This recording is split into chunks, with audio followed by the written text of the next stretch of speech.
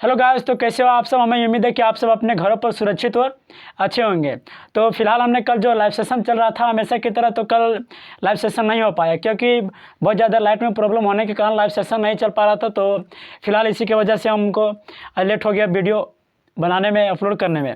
तो चलिए फिलहाल हम अपना अगला लेक्चर को लेकर के स्टार्ट करते हैं। और आज जो केमिस्ट्री का सेट है वह लगभग सेट नंबर कितना है, 6 है। तो हमने काफ़ी सारे क्वेश्चन, लगभग हमने आज 50 क्वेश्चन पढ़ा करके ख़त्म कर ही दिए। और जितना भी सारा कंपटीशन लेवल का एग्जाम होता है, जैसे यहाँ पर दिख ही रहा होगा आपको कि SSC, RRB, NTPC, CGL, MTS, group D and जो लाइव क्लास चलता है वह लगभग 10 बजे PM में। तो जितना भी सारा एग्जाम होता है वह बहुत ज़्यादा इंपॉर्टेंट होता है केमिस्ट्री के लिए। यदि हम खास साइंस में चलते तो साइंस का जो चैप्टर चल रहा था उसमें केमिस्ट्री का सेट पेपर चल रहा था, जो जितना भी सारा प्रीवियस ईयर्स में पूछा गया है और आज तक पूछते आया है, तो उसी पर हम लेकर के डिस्कस कर ही रहे थे। तो आज का जो क्वेश्चन है अभी बहुत ज़्यादा इंपॉर्टेंट है, और हम जितना भी सारा इसके पहले भी क्वेश्चन बताए थे अभी बहुत ज़्यादा इंपॉर्टेंट था। तो आप सब हर एक क्वेश्चन के साथ बने रहे, क्योंकि हम फिलहाल हमेशा इसी तरह से 10 बजे PM में लाइव आते रहेंगे। तो चलो क्वेश्चन देखते हैं कि क्वेश्चन में क्या पूछा गया है। जब कोई वस्तु धनावेशित हो तो वह इलेक्ट्रॉन का परित्याग करता है या इलेक्ट्रॉन का ग्रहण करता है, समान रहता है या सभी रहता है। यानी इसमें जो क्वेश्चन पूछा गया तो वह पूछा कि जब कोई वस्तु यानी धनावेशित, जब मान लीजिए कि कोई एलिमेंट या फिर कोई वस्तु धनावेशित होता है तो उसमें वह इलेक्ट्रॉन को त्याग करता है, यानी इलेक्ट्रॉन को छोड़ता है, या फिर किसी दूसरे से इलेक्ट्रॉन को अपने ओर ग्रहण करता है। तो बताओ कि इसका सही आंसर क्या होगा। क्वेश्चन समझ में आया? हाँ, आ गया। तो बताओ कि जब कोई वस्तु धनावेशित हो तो वह इलेक्ट्रॉन का परित्याग करता है या फिर इलेक्ट्रॉन ग्रहण करता है, या फिर समान होता है, या फिर सभी। हाँ, इसका क्या होगा सही आंसर। इलेक्ट्रॉन का क्या करता है, परित्याग करता है। क्या करता है, परित्याग करता है। क्योंकि मान लिया जाए कि धनावेशित वही होता है जो इलेक्ट्रॉन को त्याग करता है। इलेक्ट्रॉन जब मान लिया जाए कि हम कोई एलिमेंट ले लेते हैं सोडियम, तो सोडियम का एटॉमिक नंबर कितना होता है, जल्दी बताओ कमेंट सेक्शन में। कितना होता है? 11 होता है। कितना होता है सोडियम का एटॉमिक नंबर? 11 होता है। 11 होता है एटॉमिक नंबर किसका, सोडियम का। तो यदि हम इसका इलेक्ट्रॉनिक कॉन्फ़िगरेशन के अनुसार में देखेंगे इलेक्ट्रॉनिक विन्यास, तो क्या हो जाएगा 2 8 1। कितना बचेगा? 8 और 2 कितना हुआ, 10 हुआ, 1 बचा 11। तो यह किसी, देखो कि यदि किसी के साथ यह बॉन्ड बनाता है तो वैसे भी रहता है कि मान लीजिए किसी एक दूसरे के साथ बॉन्ड बनाते तो वह अपने ऑक्टेट को पूरा करता है, और ऑक्टेट को पूरा करने के लिए क्या हो जाता है, यहाँ पर अपने बैलेंसी को पूरा करना चाहता है। तो अपने बैलेंसी को जब पूरा करना चाहता है तो उस स्थिति में यहाँ इसको पूरा होने के लिए कितना इलेक्ट्रॉन चाहिए, या तो 8 होना चाहिए या फिर ज़्यादा होना चाहिए। तो इससे अच्छा कि यह इलेक्ट्रॉन को किसी दे दे, किसी को वह शेयर कर दे। तो इसी प्रकार से जब कोई अपना एलिमेंट एक इलेक्ट्रॉन को त्याग करता है तो उसके ऊपर जो चार्ज आता है वह क्या आता है, प्लस चार्ज आ जाता है। प्लस चार्ज यानी होता है कि वह किसी दूसरे को कर्जा दिया। मान लीजिए हमारे पास 10 रुपया है, उसके पास 6 रुपया है, तो उसके पास कुछ पैसा घट रहा, तो मेरे पास ज़्यादा, तो हम उसको 1 रुपया दे दिया, यानी मेरे पास कितना बचा, 9 रुपया बचा। और 9 रुपया बचा तो हम उसको कर्जा दे दिए। जब कर्जा दे दिए तो उसमें किस में गया, वह माइनस में गया, लेकिन हम पर प्लस आया क्योंकि हम पहले से अमीर थे और फिर भी अभी भी अमीर है। तो इसी वजह से चार्ज जो होता है, तो पूछा गया था कि जब कोई वस्तु धनावेशित हो तो वह इलेक्ट्रॉन का क्या करता है, परित्याग करता है। इलेक्ट्रॉन का क्या करता है, परित्याग करता है, यानी दूसरे की ओर ग्रहण कर देता है, छोड़ देता है। फिर यदि यहाँ पर परित्याग कर देता है, फिर यदि बात करते हैं इलेक्ट्रॉन ग्रहण के बारे में, तो इलेक्ट्रॉन ग्रहण कब करता है, जब किसी एलिमेंट में नेगेटिव चार्ज आने का संभावना, यानी जब हम देखेंगे मान लीजिए क्लोरीन का एटॉमिक नंबर क्या होता है, 17 होता है। कितना होता है, 17 होता है। तो इसका बैलेंसी पूरा होने के लिए कितना इलेक्ट्रॉन चाहिए, यानी 2 8 7, यानी 8 होने के लिए कितना इलेक्ट्रॉन चाहिए, 1 इलेक्ट्रॉन। तो 1 इलेक्ट्रॉन या किसी से ले सकता है, हो सकता है कि नहीं। तो जब लेगा तो वह किस में आ जाएगा, माइनस में आ जाएगा। हम पहले भी बोले थे कि किसी के पास 6 रुपया और मेरे पास 10 रुपया है, तो हम उसको 1 रुपया दिए तो वह किस में गया, वह कर्जा में गया। यानी जो लिया रुपया जिसके पास गया वह क्या हो गया, कर्जा में हो गया, क्योंकि वह पहले से कर्ज में था और कर्ज ले लिया। तो क्या हो जाएगा, वह उसके ऊपर माइनस चार्ज आ जाएगा। तो फिलहाल क्वेश्चन को अच्छी तरह से समझ गया होगा। यानी समान कहने का मतलब ना तो इलेक्ट्रॉन को ग्रहण कर सकता है और ना ही दे सकता है, समझ रहे हैं। तो फिलहाल हम अपना नेक्स्ट क्वेश्चन पर चलते हैं। जैसे एग्जांपल में यदि हम देखेंगे तो क्या हो जाएगा, कोई बताओ। आर्गन, देखो आर्गन का एटॉमिक नंबर कितना होता है, 18 होता है। तो देखो 2 8 8 2 10 और 8 18 हुआ ना। तो यह किसी को इलेक्ट्रॉन दे सकता है और ना ही किसी से इलेक्ट्रॉन या ले सकता है, समझा। तो बहुत ज़्यादा इंपॉर्टेंट क्वेश्चन बनता है ये सबको, क्योंकि इतना जितना सारा क्वेश्चन रहता है वह बहुत ज़्यादा इंपॉर्टेंट रहता है। तो फिलहाल चलते हैं हम अपना नेक्स्ट क्वेश्चन पर, क्वेश्चन नंबर 52 में। देखो क्वेश्चन नंबर 52 में क्या पूछा गया है, क्योंकि फिलहाल तो मेरे पास स्मार्ट बोर्ड का व्यवस्था है नहीं जो कि क्वेश्चन लिखने में कुछ लेट ना हो। अगला क्वेश्चन क्या पूछा गया है, विक्रम साराभाई अंतरिक्ष केंद्र कहाँ स्थित है, बताओ जल्दी कि विक्रम साराभाई अंतरिक्ष केंद्र कहाँ स्थित है। विक्रम साराभाई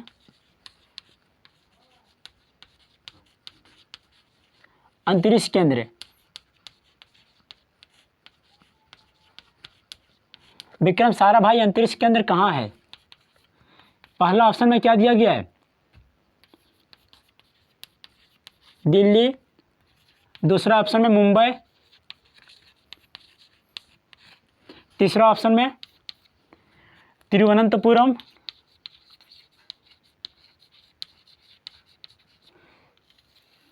और चौथा ऑप्शन में बेंगलोर।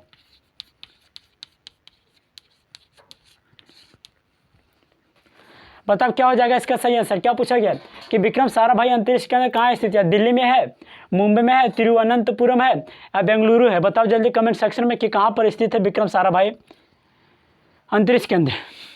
तो जल्दी इसका सही आंसर क्या हो जाएगा।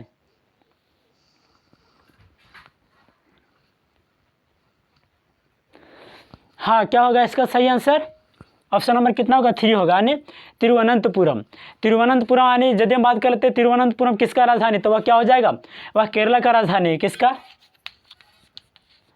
केरल का राजधानी कहाँ पर है, तिरुवनंतपुरम। कहाँ पर है, तिरुवनंतपुरम।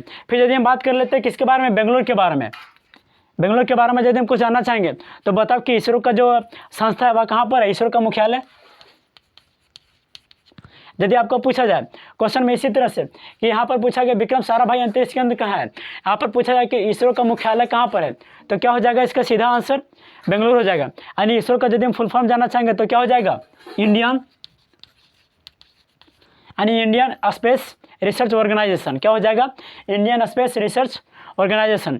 फिर यदि हम बात कर लेते हैं कुछ ऑप्शन के बारे में, मुंबई के बारे में, किसके बारे में बात कर लेते हैं, मुंबई के बारे में।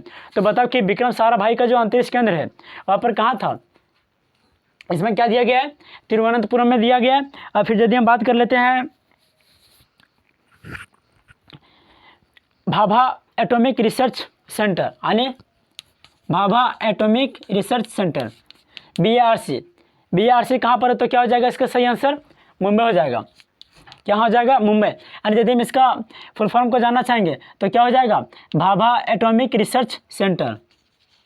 क्या हो जाएगा, Bhabha atomic research centre, Bhabha परमाणु अनुसंधान केंद्र।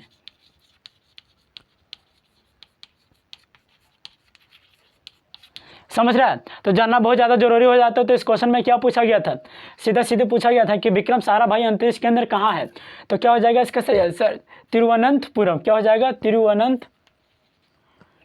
तिरुवनंतपुरम। और फिर पूछा गया था कि इसरो का मुख्यालय कहाँ पर है, तो क्या हो जाएगा, बेंगलुरु हो जाएगा। कहाँ हो जाएगा, बेंगलुरु। फिर आपको पूछा जाए कि जो भाभा परमाणु अनुसंधान केंद्र है वह कहाँ पर है, मुंबई में है। कहाँ पर है, मुंबई में। तो इतना सारा जानकारी प्राप्त करना बहुत ज़्यादा जरूरी हो जाता है हर एक क्वेश्चन के लिए, क्योंकि हर एक क्वेश्चन में आपको बहुत सारे इंपॉर्टेंट टर्म सीखने को मिलता है। तो फिलहाल हमें उम्मीद है कि आप सब अच्छी तरह से समझ गए होंगे और आप सब अजब गजब साइंस यूट्यूब चैनल के माध्यम से बने रहे, क्योंकि इसमें हमेशा जितना भी सारा कंपटीशन लेवल का क्वेश्चन करवाया जाता है वह बहुत सारे अच्छी तरह से अच्छे ढंग से करवाया जाता है। तो फिलहाल इस चैनल के माध्यम से आप सब बने रहे और अपने दोस्तों को भी इस चैनल के माध्यम से बनाए रखें, क्योंकि यदि आप ज़्यादा से ज़्यादा लोग इस सेशन को अटेंड करते हैं, क्योंकि फिलहाल आज तो लाइव क्लास हो नहीं पाया, फिलहाल तो आज शाम को लाइव क्लास 10 बजे PM में रात हो ही जाएगा, क्योंकि आज तो वैसा गड़बड़ होगा नहीं कल जैसा, क्योंकि कल कुछ ज़्यादा प्रॉब्लम हो जाने के कारण कल हम लाइव क्लास में नहीं आ पाए। तो फिलहाल चलते हैं हम अपने नेक्स्ट क्वेश्चन में बिना समय गवाए हुए। क्वेश्चन नंबर 53 में क्या पूछा गया, देखो यहाँ भी बहुत ज़्यादा इंपॉर्टेंट है।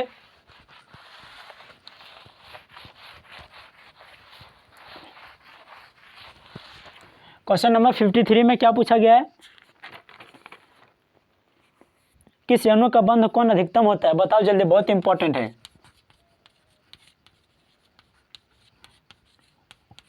किस अणु का बंध, हाँ यही है ना, किस अणु का बंध कोण अधिकतम होता है, अधिकतम होता है। यानी इसमें आपको अणु दिया जाएगा, अणु यौगिक दिया जाएगा, कंपाउंड दिया जाएगा। तो चलो बताओ यहाँ पर अणु के स्थान पर क्या हो सकता है, यौगिक भी हो सकता है। यौगिक कहने का मतलब कंपाउंड, जो एक और दूसरे एलिमेंट से मिलकर के बना होता है, वह क्या कहते हैं। मान लीजिए कि इसमें आपको पूछा जाए CH4 क्या है, क्या एलिमेंट है, एलिमेंट है या फिर यौगिक है।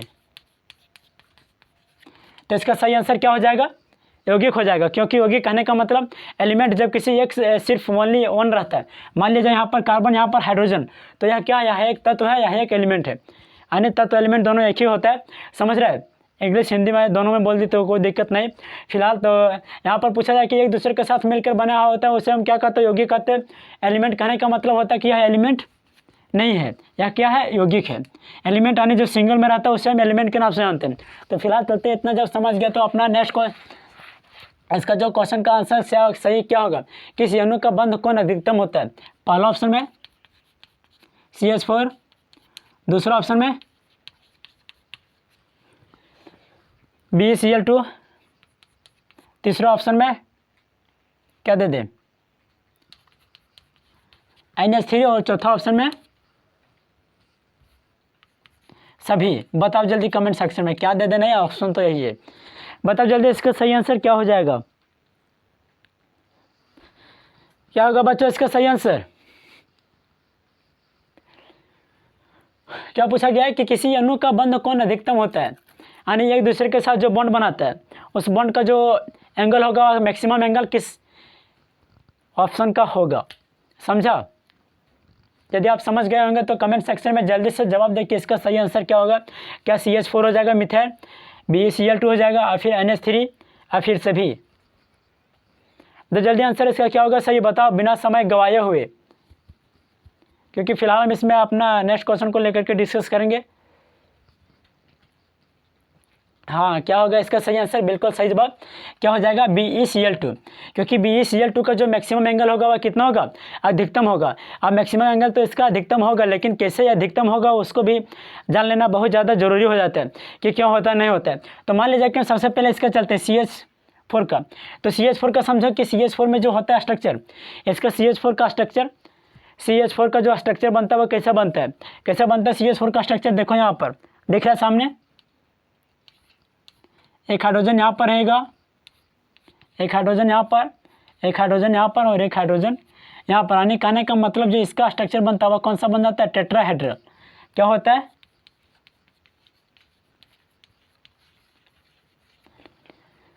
टेट्राहेड्रल। क्या हो जाएगा, टेट्राहेड्रल, इसका जो स्क्वायर बनता है। अभी आप देखे होंगे कि जो डायमंड किसका, ग्रेफाइट का, ग्रेफाइट का जो स्ट्रक्चर होता है वह किस तरह रहता है, इसी तरह रहता है, एक दूसरे के साथ कार्बन स्थित टेट्राहेड्रल के साथ जुड़ा रहता है, समझा।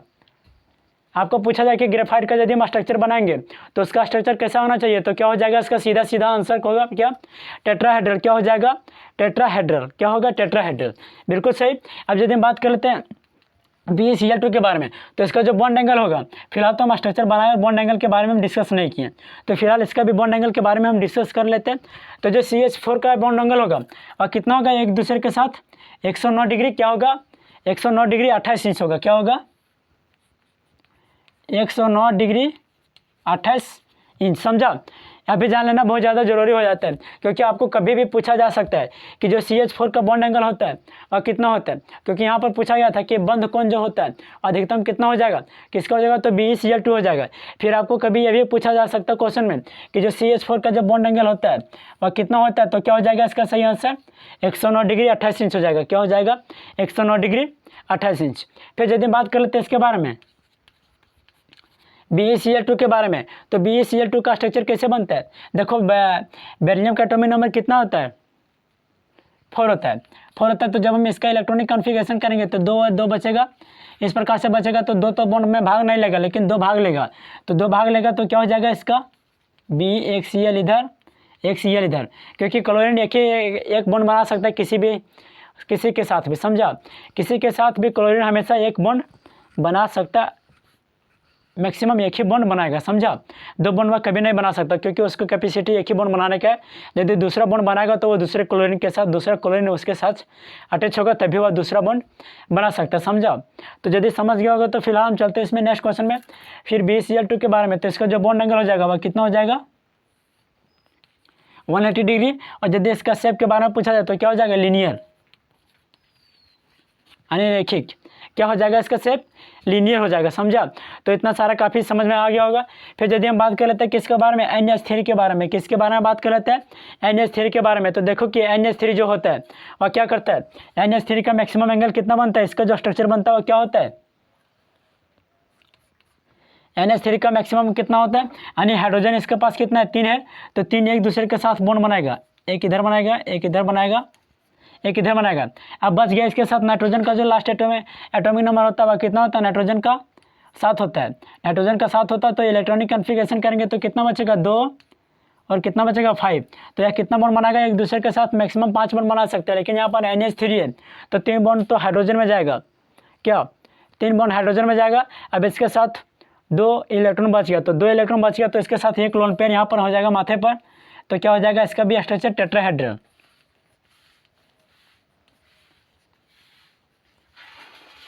इसका भी जो स्ट्रक्चर हो जाएगा वह कैसा हो जाएगा, टेट्राहेड्रल हो जाएगा। समझ में आया, समझ में आया। तो इसका जो बॉन्ड एंगल होगा वह कितना हो जाएगा, 107 डिग्री। इसका बॉन्ड एंगल कितना हो जाएगा 107 डिग्री। तो क्या समझ में आ गया। तो फिलहाल हम चलते हैं अपना नेक्स्ट क्वेश्चन पर। और देखो कि नेक्स्ट क्वेश्चन में क्या पूछा गया। क्वेश्चन नंबर 54 में देखो, बहुत अच्छा क्वेश्चन है वह भी।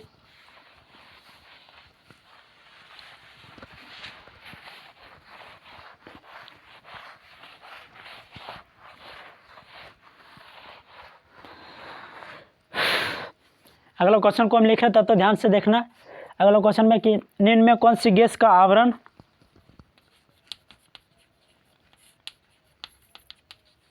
निम्न में कौन सी गैस का आवरण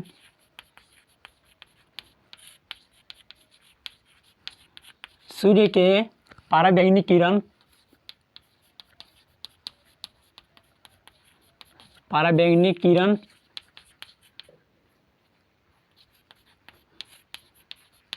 से मदद करता है।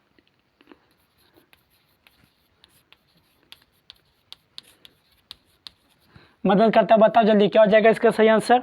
ऑप्शन में ओजोन, दूसरा में ऑक्सीजन,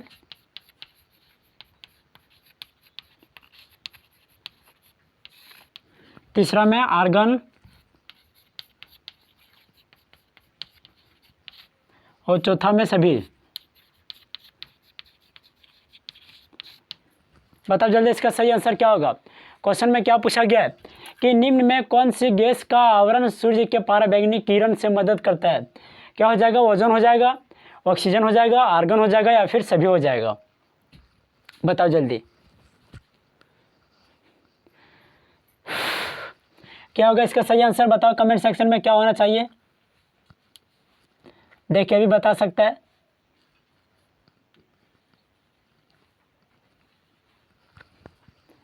बताओ क्या होगा इसका सही आंसर। हाँ, क्या हो जाएगा, ओजोन हो जाएगा, यानी ऑप्शन नंबर 1 सही होगा। अब बात कर लेते हैं ऑप्शन नंबर 1 सही कैसे होगा, ओजोन कैसे होगा, ऑक्सीजन काहे नहीं हो सकता और आर्गन काहे नहीं हो सकता, समझा। तो अभी जान लेना बहुत ज़्यादा जरूरी होता है।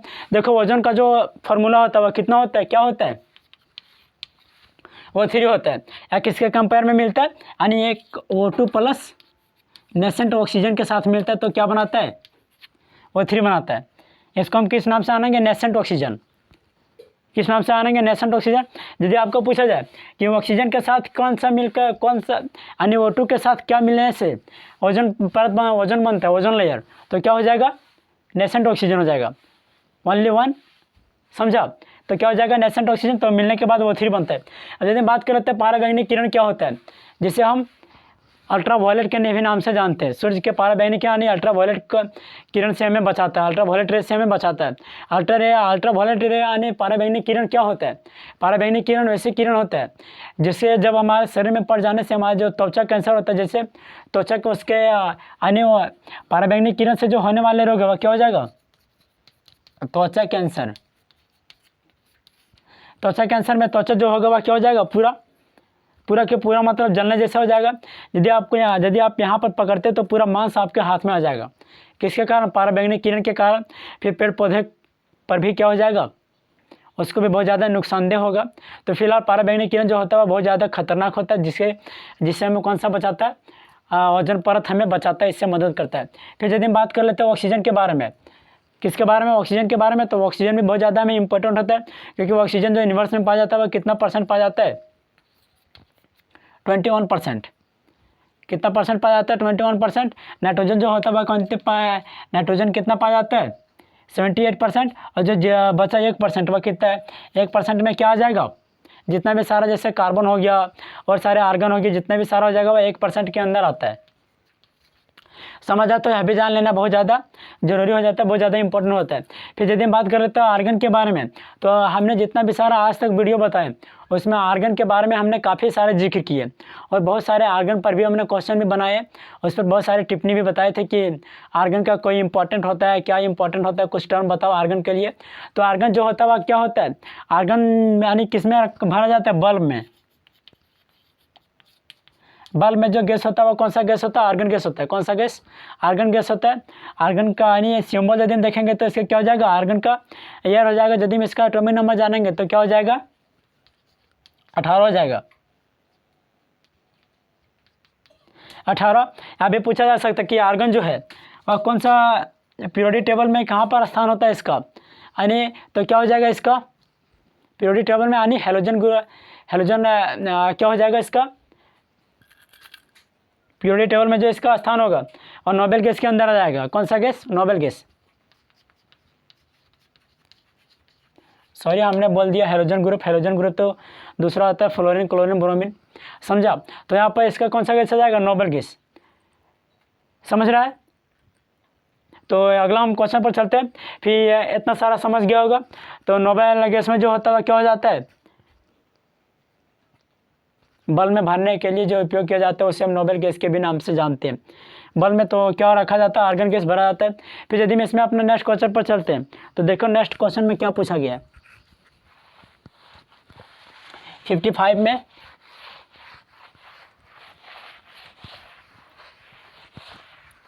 क्वेश्चन नंबर 55, हाँ, एक अवगाद्रो संख्या का मान होता है,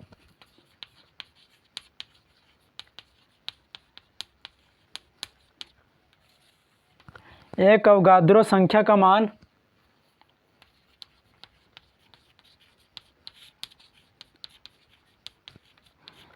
मान होता है। बताओ, एक अवगाद्रो संख्या का मान होता है पहला 6.022 इंटू 10⁻22। दूसरा ऑप्शन में 6.022 इंटू 10⁻23। तीसरा ऑप्शन में 6.022 इंटू 10⁻21। और चौथा ऑप्शन में 6.022 इंटू 10⁻20। बताओ इसका सही आंसर क्या हो जाएगा, क्योंकि यह भी जो है अब बहुत ज़्यादा इंपॉर्टेंट क्वेश्चन है। क्वेश्चन में क्या पूछा गया कि एक अवगाद्रो संख्या का मान होता है 6.022 इंटू 10⁻22। दूसरा ऑप्शन में 6.022 इंटू 10⁻23।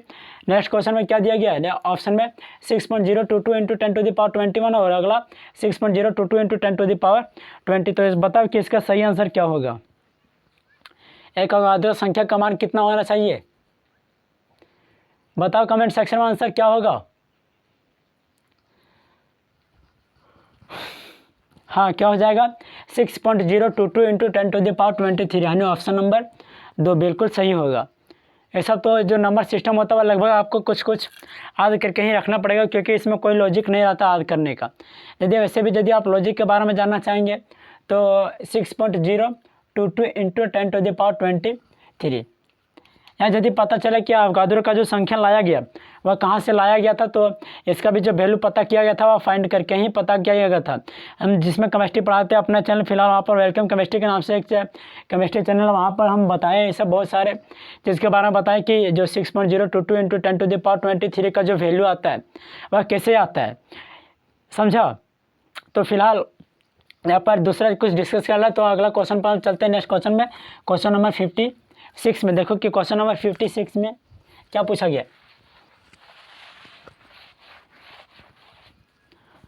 क्वेश्चन नंबर 56 में क्या पूछा गया बच्चों, एनटीपी पर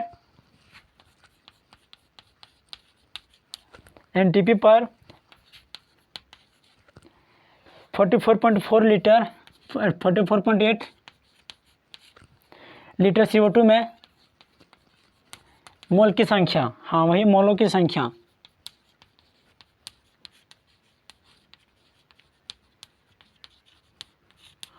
मोलों की संख्या क्या है। पहला ऑप्शन में 2, तीसरा ऑप्शन में 1, पहला ऑप्शन में 2, दूसरा ऑप्शन में 1, तीसरा ऑप्शन में 6.022 इंटू 10⁻23 और चौथा ऑप्शन में सभी। ऑप्शन देखिएगा वहाँ पर, चौथा ऑप्शन में बच्चों सभी। तो बताओ सही का ये क्या होगा, इसका कमेंट सेक्शन में आंसर इसका बताओ जल्दी क्या होगा। क्वेश्चन क्या पूछा गया फिर से मैं एक बार पढ़ देते कि एनटीपी पर 44.8 लीटर CO2 में मोलों की संख्या क्या हो जाएगा। किसने पूछा गया, आने नॉर्मल टेम्परेचर प्रेशर क्या,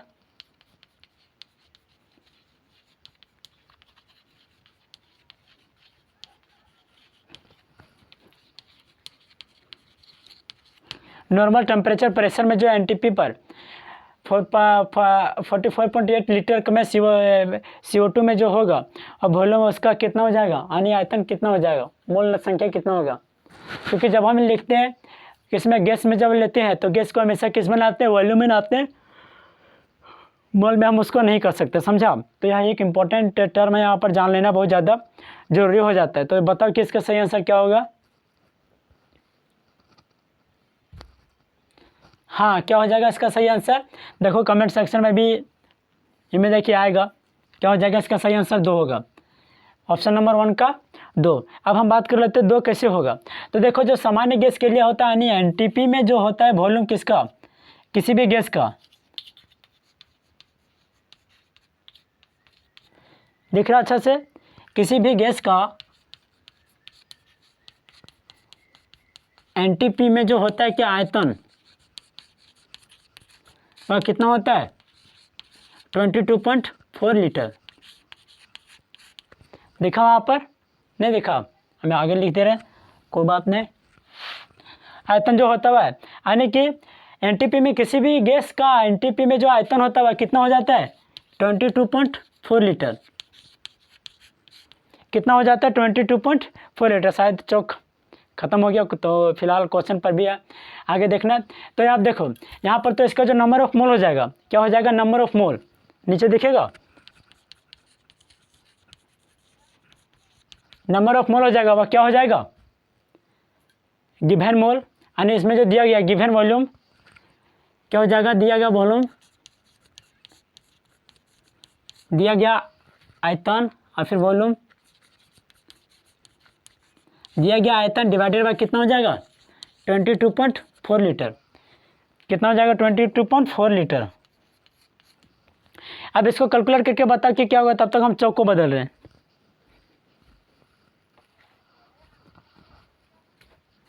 हाँ बताओ, तो यहाँ पर हो जाएगा इसका नंबर ऑफ मोल के लिए क्या हो जाएगा, दिया गया आयतन डिवाइडेड बाय कितना हो जाएगा 22.4 लीटर। क्या हो जाएगा 22.4 लीटर। अब देखो कि यहाँ पर दिया गया आयतन कितना दिया गया है, आयतन यानी दिया गया 44.8 डिवाइडेड बाय कितना हो जाएगा 22.4। इसको जब हम सॉल्व करेंगे तो कितना आ जाएगा, 2 बार में जाएगा, 2 बार में जाएगा। तो इसका सही आंसर क्या हो जाएगा, हाँ सही आंसर क्या होगा, 2 होगा क्या।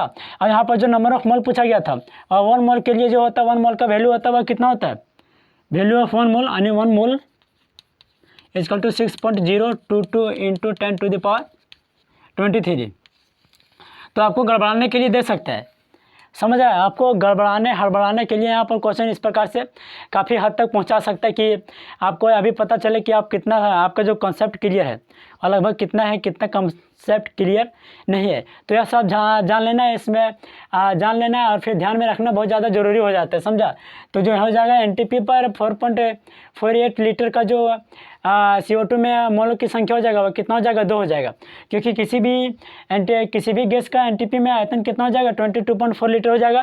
तो इसका जो नंबर ऑफ मोल हो जाएगा, मोलों की संख्या हो जाएगा नंबर ऑफ मोल, तो क्या हो जाएगा, दिया गया आयतन डिवाइडेड बाय 22.4 लीटर हो जाएगा। तो जब हम इसको सॉल्व किए तो कितना बार में गया, 2 बार में गया। तो इसका सही आंसर क्या हो जाएगा, 2 हो जाएगा, समझा। जब इसका सही आंसर 2 हो जाएगा तो फिलहाल हम चलते हैं और इसी तरह से क्वेश्चन एक देते हैं। बहुत आसान क्वेश्चन है, अभी पूछा गया क्वेश्चन है। देखो अगला क्वेश्चन में क्या पूछा गया, क्वेश्चन नंबर 57 में।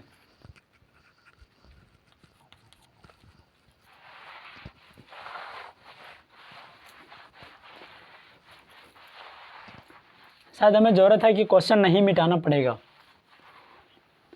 देख लेते हैं कहाँ मिटाना पड़ेगा। एनटीपी पर किसी गैस की 1 मोल का आयतन होता है और मिटाना पड़ेगा। एनटीपी पर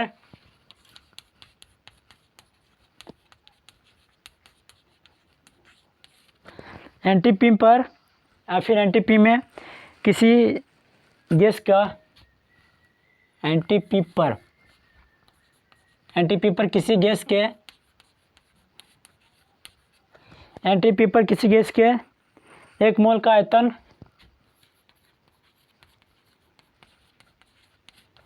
1 मोल का आयतन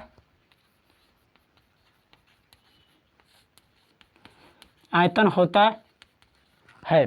पहला ऑप्शन में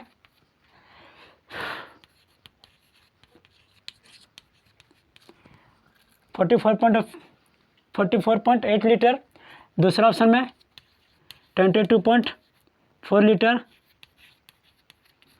तीसरा ऑप्शन में 6.022 इंटू 10⁻23 और चौथा ऑप्शन में सभी।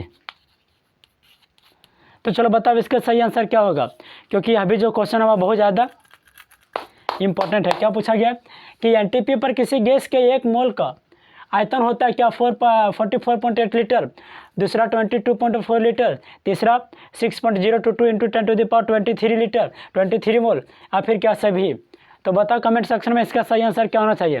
क्योंकि इसके पहले जब वो हम क्वेश्चन बताए थे, कौन सा ये क्वेश्चन दिया गया था कि किसी भी गैस पर, इसके पहले जो क्वेश्चन था कि किसी भी गैस पर, यानी जो उसका दिया गया है वॉल्यूम वो कितना गया है, 44.8 लीटर दिया गया है, और उसका जो पता करना हुआ किस में, एनटीपी में पता करना है। तो उसका वैल्यू यानी उसका जो नंबर ऑफ मोल का संख्या हो जाएगा वह क्या हो जाएगा। तो इसके पहले जो हमने क्वेश्चन पढ़ाया था, अभी क्वेश्चन बहुत ज़्यादा इंपॉर्टेंट था और अभी क्वेश्चन बहुत ज़्यादा इंपॉर्टेंट है। तो चलो बताओ कि इसका सही आंसर क्या होगा कि एनटीपी पर किसी गैस के 1 मोल का आयतन होता है क्या, 44.8 लीटर, दूसरा 22.4 लीटर, तीसरा 6.022 इंटू 10⁻23 और चौथा सभी। हाँ, तो इसका सही आंसर क्या होगा कमेंट सेक्शन में भी आया, सीधा सीधे हो जाएगा क्या, 22.4 लीटर, यानी ऑप्शन नंबर 2। अब बात कर लेते हैं कि ऑप्शन नंबर 2 कैसे होगा, समझ रहे हैं। अभी जानना बहुत ज़्यादा जरूरी होता है। तो हमने लिखाया था कि किसी भी गैस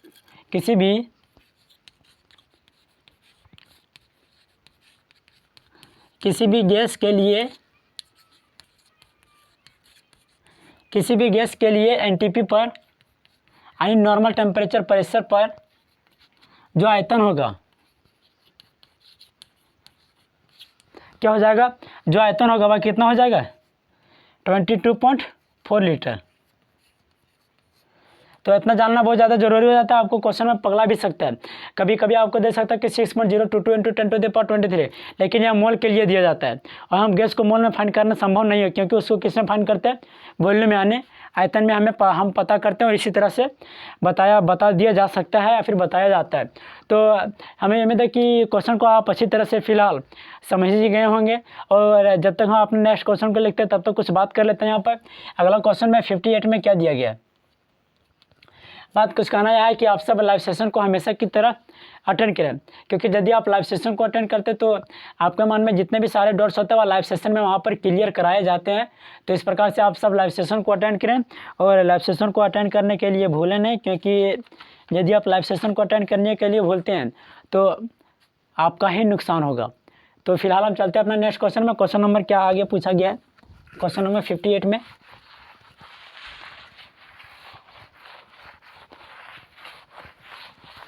देख लेते हैं क्वेश्चन नंबर 58 क्या बोल रहा है। विद्युत बल्ब में कौन सी गैस भरी जाती है? बहुत आसान क्वेश्चन है। भगवान इसकी आत्मा को शांति दे। विद्युत बल्ब में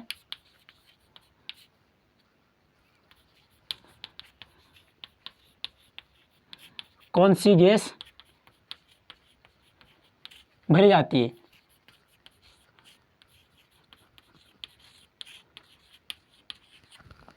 पहला ऑप्शन में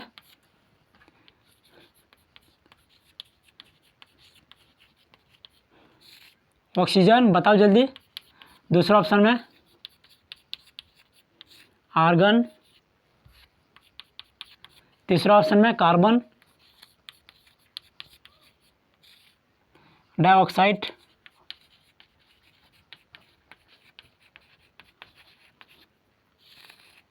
चौथा ऑप्शन में सभी। क्वेश्चन क्या पूछा है कि विद्युत बल्ब में कौन सी गैस भरी जाती है? क्या ऑक्सीजन, आर्गन, कार्बन डाइऑक्साइड या फिर सभी? बताओ, क्योंकि बहुत ज़्यादा इंपॉर्टेंट क्वेश्चन है आपके लिए दिया गया और काफ़ी हद तक आसान भी क्वेश्चन है, क्योंकि इसके पहले हमने जितना भी सारा क्वेश्चन बताए उनमें से काफ़ी सारे क्वेश्चन पर भी डिस्कस कर ही दिया गया था और बता ही दिया गया था कि जो आर्गन कौन सा गैस यानी विद्युत बल्ब में कौन सा गैस भरी जाती है। बताओ।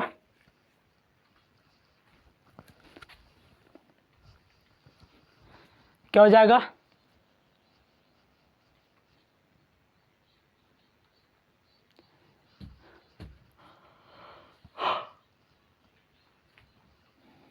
हाँ, ऑप्शन कौन सा हो जाएगा? ऑप्शन नंबर 2 यानी आर्गन हो जाएगा। अब आर्गन क्यों होगा? हमने काफ़ी सारे क्वेश्चन में डिस्कस कराए थे कि जो विद्युत बल्ब में भरे जाते हैं, विद्युत बल्ब में कौन सा गैस भरा जाता है? आर्गन। यदि हम इसका नंबर ऑफ एटॉमिक नंबर जानना चाहेंगे तो कितना हो जाएगा? आर्गन का 18। क्या हो जाएगा? 18। फिर हम बात कर लेते हैं कार्बन डाइऑक्साइड के बाद ऑक्सीजन के बारे में। तो ऑक्सीजन गैस तो भरने से होगा नहीं, क्योंकि ऑक्सीजन गैस हम लोग क्या करते हैं, इसका यूज हम सांस लेने में लेते हैं। क्या करते हैं? सांस लेने में ऑक्सीजन गैस का यूज करते हैं। कार्बन डाइऑक्साइड को हम क्या करते हैं? सांस के साथ यानी छोड़ते समय, सांस छोड़ते समय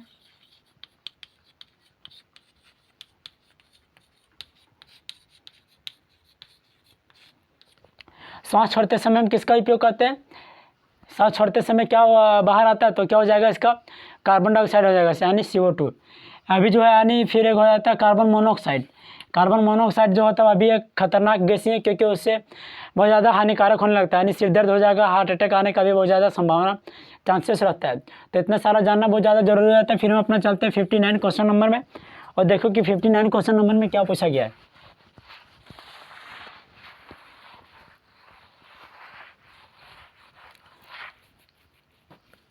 क्वेश्चन नंबर 59 में देख ही लेते हैं क्या पूछा गया कि सभी अम्लों में सबसे अधिक समान तत्व है।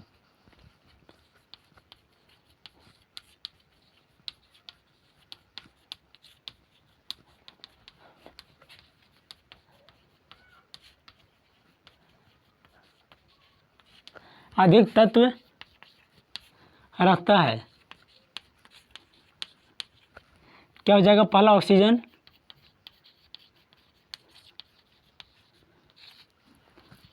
दूसरा हाइड्रोजन,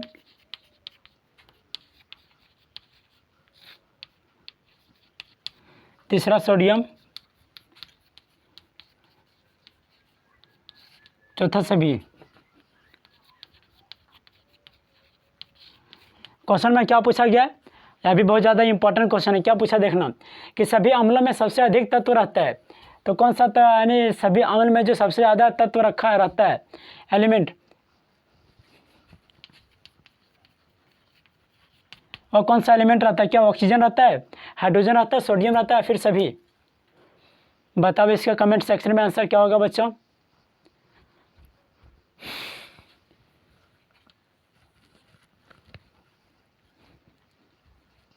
हाँ, इसका सही आंसर क्या होगा? ऑप्शन नंबर 2 यानी हाइड्रोजन। क्या हो जाएगा इसका सही आंसर? हाइड्रोजन। हम मान लीजिए कि किसी एसिड के बारे में बात कर लेते हैं। मान लीजिए कि एक बेंजोइक एसिड, फिलहाल इसमें हमको क्या दिख रहा है? एक ही हाइड्रोजन दिख रहा है। फिर देख लेते हैं एसिटिक एसिड, CH3COOH।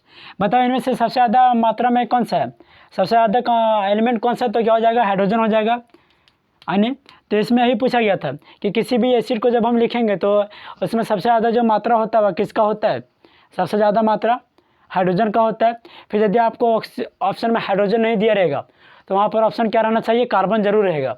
यहाँ पर क्या दिया गया, हाइड्रोजन, कभी कभी आपको कार्बन दिया जा सकता है, तो आप घबराइए नहीं, क्योंकि क्योंकि कार्बन और हाइड्रोजन रहना बहुत ज़्यादा ज़रूरी हो जाता है किसी भी एसिड के लिए। फिर यदि मान लेते हैं बेंजीन के बारे में जानेंगे, तो इसमें भी क्या हो जाता है, जितना सारा हाइड्रोजन, जितना यानी जिगजैग मोशन, इसे हम जिगजैग मोशन के भी नाम से जानते हैं, तो जितना स्थान पर मुड़ा है, जितना स्थान पर मुड़ा है तो उसमें भी क्या है, कार्बन है, यहाँ पर भी कार्बन है, यहाँ कार्बन है, यहाँ कार्बन है, फिर यहाँ पर क्या है, हाइड्रोजन है, यहाँ पर भी हाइड्रोजन है, यहाँ पर भी हाइड्रोजन है, यहाँ पर भी हाइड्रोजन, यहाँ पर भी हाइड्रोजन है, समझा। तो इसी कारण से यहाँ पर कोई भी रह सकता है, कोई भी नहीं, तो सबसे ज़्यादा जो मात्रा रहता है वह लगभग किसका रहता है, कार्बन का रहता है, और दूसरा हाइड्रोजन का रहता है। किसका किसका, पहला कार्बन और दूसरा हाइड्रोजन। तो अब चलते हैं अपना लास्ट क्वेश्चन पर, क्वेश्चन नंबर 60 में।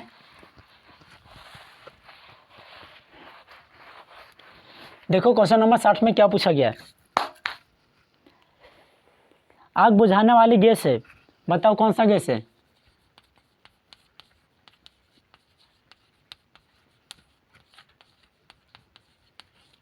आग बुझाने वाली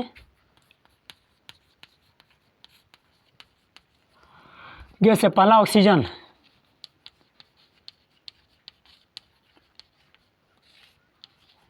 दूसरा हीलियम,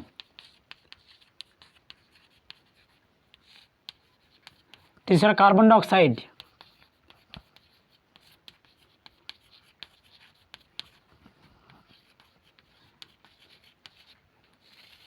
तीसरा कार्बन डाइऑक्साइड और चौथा सभी। चलो बताओ कमेंट सेक्शन में इसका क्या होगा सही आंसर, क्या पूछा है कि आग बुझाने वाली गैस है तो क्या ऑक्सीजन है, दूसरा हीलियम है, तीसरा कार्बन डाइऑक्साइड और चौथा सभी। जो बहुत ज़्यादा इंपॉर्टेंट क्वेश्चन है, क्योंकि समय समाप्त होने के कगार पर हो ही गया। तो चलो बताओ कि इसका सही आंसर क्या होगा। आग बुझाने में कौन सा गैस काम में लाया जाता है, आता है, फिर लाया जाता है, आता है। हाँ ऑप्शन मिला, कौन सा मिला, ऑप्शन नंबर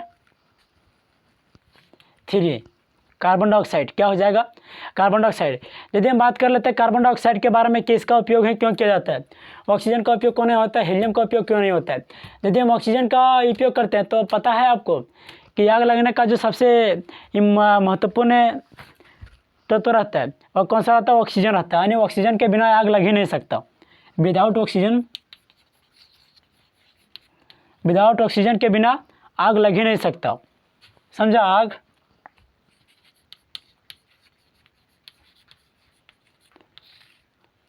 विदाउट ऑक्सीजन के बिना क्या आग लगेगा, नहीं लगेगा। क्यों नहीं, क्योंकि ऑक्सीजन आग लगने के लिए सबसे ज़्यादा इंपॉर्टेंट होता है कि ऑक्सीजन का रहना वहाँ पर बहुत ज़्यादा ज़रूरी हो जाता है।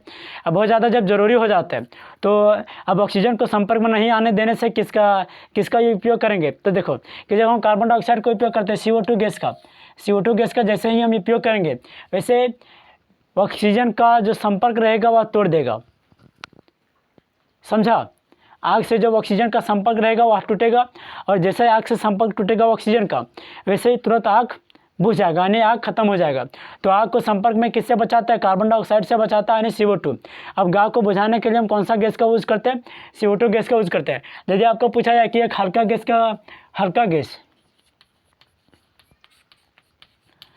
गैस का नाम बताओ तो क्या हो जाएगा, एक हीलियम हो जाएगा, दूसरा हाइड्रोजन भी रहेगा। तो यहाँ पर यदि आपको ऑप्शन में हाइड्रोजन नहीं दिया रहेगा तो क्या रहेगा, हीलियम रहना जरूरी हो जाएगा, क्योंकि हीलियम के बिना यानी हल्का गैस या तो हाइड्रोजन होगा या तो हीलियम होगा। ऑप्शन में हीलियम रहेगा तो ठीक है, हाइड्रोजन रहेगा तो भी ठीक है। ऑक्सीजन तो हो नहीं सकता, क्योंकि ऑक्सीजन तो आग के संपर्क में आने से क्या होता है, वो आग को और बढ़ावा देता है, क्या देता है, आग को और बढ़ावा देता है। तो फिलहाल आज के क्लास को वहीं पर ऑफ करते हैं, और हमें उम्मीद है कि आप सब अच्छी तरह से समझे होंगे।